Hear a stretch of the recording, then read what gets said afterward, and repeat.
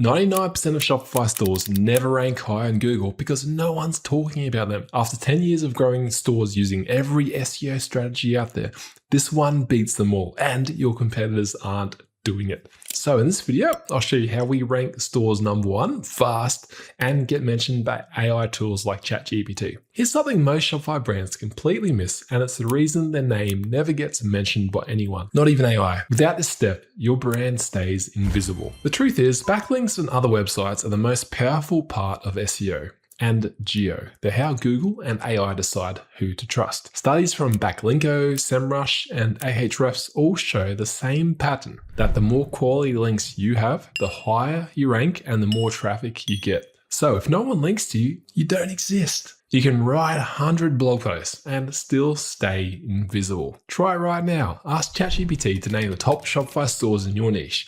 You're probably not there. That's not because your brand isn't great. It's because AI can only see what's already published online. We ran this strategy for a Shopify brand called Blue Bungalow, and suddenly backlinks from Reader's Digest, Business Insider, even Shopify themselves. I copied the same playbook for my own agency's website, Digital Dust, and the results blew my mind. Backlinks from Google, Microsoft, HubSpot, and Daily Mail. Before that, I couldn't even get a single mention, and now we're landing mentions from the biggest websites in the world. The shift that changed everything was digital public relations, also known as digital PR. And here's the crazy part. You don't need any insider contacts or a PR agency retainer to pull it off.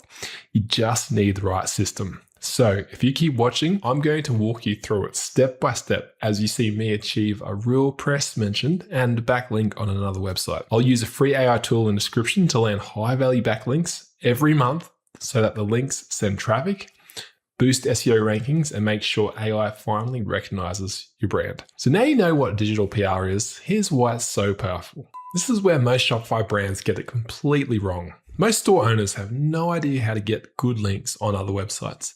If they do, they'll chase easy ones like directories or random blog lists and wonder why nothing changes. Not all backlinks are created equal. If I offered you $1,000 or $1, you'd pick the $1,000 every single time because it's worth more. Digital PR is that $1,000 backlink for your Shopify store. Those easy links, they're the $1 scraps that look shiny but do nothing. When your brand gets mentioned in trusted outlets like Forbes, Business Insider, or Shopify's own blog, 3 powerful things happen. First, you get instant credibility. You can now say, as seen on, right on your homepage. That's social proof that boosts conversions overnight. Second, you get SEO authority. These sites have massive domain authority. When they link to you, that credibility flows straight to your site, giving you quality over quantity, which is the secret to high Shopify rankings. Third, you get real traffic and sales. People actually read these outlets. You'll see traffic spikes and often direct sales from the exposure alone. Now compare that to old school link building like directory links, forum commenting, or social bookmarking websites. Anyone can get them. But no one brags about being featured on yellow pages. They barely move your rankings because anyone can get them so easily. And nobody's browsing those sites looking to buy from you. So here's the rule I live by. The easier a backlink is to get, the less impact it has. And that's exactly why most SEO agencies avoid digital PR. It's normally hard, but hard is good news for you because it means few of your competitors will ever do it. And when you follow the exact step-by-step system I'm about to show you, landing your first PR backlink becomes easy thanks to a free AI tool. So now you understand why digital PR matters. Let's get practical. If you skip this first step, none of the others will work. The biggest mistake I see when brands try to do PR is they have no human face. Journalists don't quote logos, they quote people. If your brand has no one to speak for it, it doesn't exist in the world. We got our Shopify SEO client, Mudbrick Herb Cottage, mentioned in The Sun. My SEO manager, Emily, achieved this by being able to position someone in the company, Sandra, as an expert. You can see the exact pitch to land this on featured.com. The pitch says she's a nursery owner, which is a way to stand out and get featured. The pitch had nothing special about it except authority. So the first step you need to land more PR backlinks to blow up your Shopify store is an authority figure. This person is the face of your PR whose name will go into quotes. If you don't have an authority or expert, don't worry. I've worked with many Shopify brands who didn't have an authority. Most brands we grow are run by regular people. So first, no one will make you an expert until you give yourself permission to be one. So even if you think your brand doesn't have one, put your hand up and make yourself one. One of my clients, Game Leather, finally did this. They simply allowed my team to put their founder's name on the next PR pitch, and they landed a full story on Starter Story. Second, here's what's really cool. If your founder's shy or your brand is faceless, you can create a pen name, a consistent persona who represents your company. I've landed backlinks from massive publications using pen names because at the end of the day, journalists don't care if it's your real name. They care that there's a credible voice they can cite. Once you've got your authority set up, the next step is to sign up for daily PR request platforms. These are the tools that connect journalists looking for quotes with brands like yours. So first is Quoted. You can get 7 free pitches, then 2 pitches per month. They have a paid plan as well, but for all of these platforms, you don't need that for now until you exceed the free quotas. And as a bonus tip, you can use your own shop's domain in the email for your account verification to make that hassle normally a bit easier. Second is Harrow, which stands for Help a Reporter Out. With Harrow, you get 2 to 3 free daily journalist roundups. Third is SOS, which stands for Source of Sources. You'll get up to 3 emails per day that contain journalists looking for experts to quote. Fourth is Featured. You get 3 free pitches a month, so it's a must for anyone looking to grow their Shopify SEO. The quality can be low with generic roundups as writers just throw in quotes of many people. A great 5th one to use is Help a B2B Writer. This is how I got on HubSpot. It's free and email based. Source Bottle is another that's great for Australians. If you're in food, fashion, or beauty, editorially is paid, but great.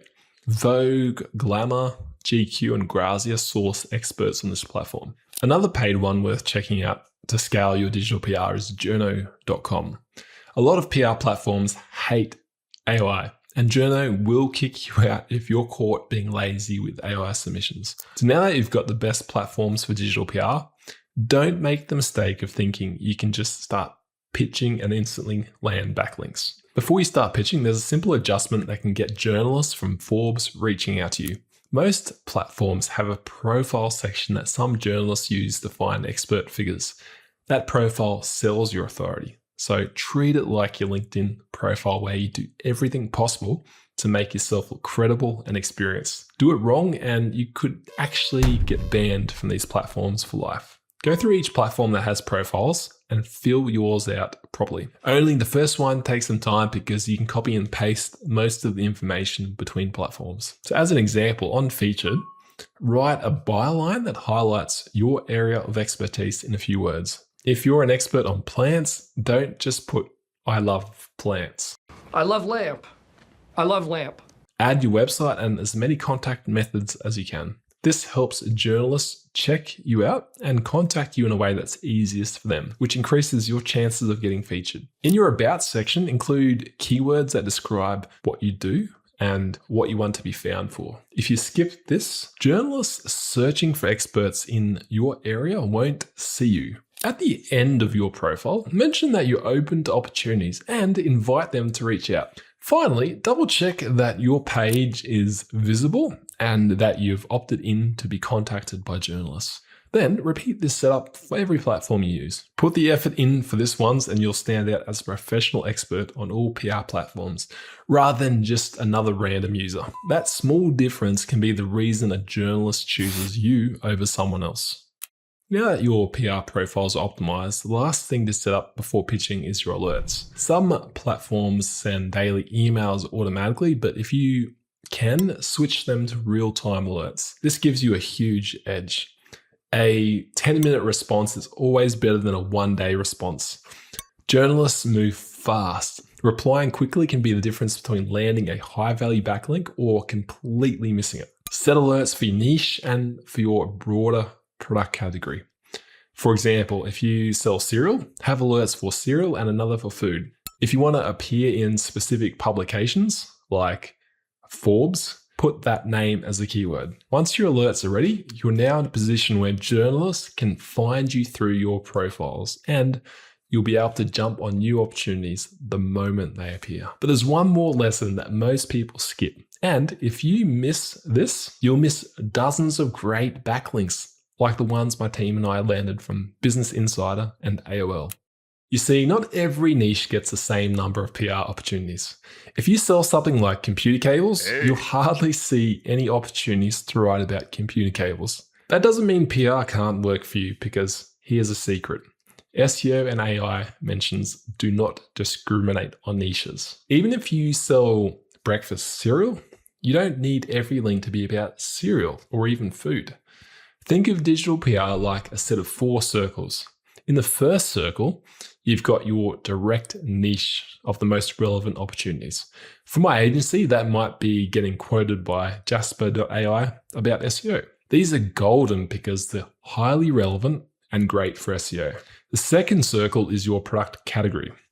Using the cereal example, this includes anything related to food. It's still relevant, just a bit broader. The third circle is the business circle. These are general business opportunities where you can share lessons from running your business, mistakes you've made, or tools you use. For instance, we got Galen Leather on Shopify by talking about their packaging. The fourth circle is personal. These opportunities are outside business entirely. They include lifestyle, relationships, politics, personal finance, and more. My SEO manager, Elliot, got a backlink on AOL after sharing his story about moving to Bali while working remotely.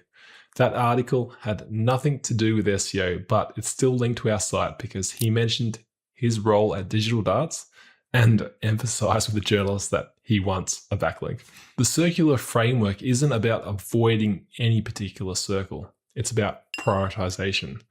Focus first on inner circle opportunities because they're most relevant and face less competition. Journalists in those areas get fewer pitches, and since those topics match your authority, your chances of being accepted are much higher. When you've got your alerts, profiles, and this prioritization system in place, you're no longer guessing which PR chances are worth your time. You're strategically choosing the ones that build authority. Get backlinks and move your Shopify SEO forward. So you've got your first media opportunity sitting in your inbox. Now it's your chance to turn that into a backlink and real exposure. But here's the catch. Thousands of other business owners just got the same request. Only a handful, sometimes even one, will actually get featured. And most people do what's easy. They copy the journalist's question, paste it into ChatGPT, and hit send. It feels efficient, but it's the fastest way to get ignored, and in some cases, banned from the platform. Journalists can spot AI fluff instantly. What they want is something that sounds human, specific, and memorable. Even when the question looks simple, never just answer it directly. That's the fastest way to blend in with everyone else. That's why I use a 4-part structure that's helped dozens of Shopify brands land real media coverage to improve their SEO. It works for nearly every opportunity because it taps into psychology and gives journalists exactly what they're looking for. So let's go through it using a real journalist request I've got here. The first part of the pitch is the hook, and this is your opening 1 to 2 lines. The hook's role is to grab the journalist's attention right away. If you grab the journalist's attention, they're likely to reuse that in their publication to attract readers. So there are 3 types of hooks that will set your response apart from everyone: contrarian, surprising fact, and credibility. I'll show you how you can use each one so you grab more attention than your competition. The contrarian hook challenges conventional wisdom. It's my favorite one to use. Journalists love fresh perspectives, and a contrarian hook makes them curious to understand why you don't follow the norm and how your approach is different. It's about using cognitive dissonance to interrupt and surprise. I use this the most because it's personal and I'm really liking it here. Another awesome hook is the surprising fact hook. By presenting a surprising fact, you can make the journalist stop and their audience stop to think about their own practices. They'll want to know more about the gap, and how they can avoid it. This hook is hard to do as you need unexpected data, but you can see here it's great to have available, and AI research just makes this a breeze. The third hook that's great for PR is the credibility hook. This establishes authority quickly as someone who has seen the challenges firsthand knows how to solve them. It appeals to journalists who are looking for expert sources with a proven track record. So as you can see, the hook is your first chance to grab attention.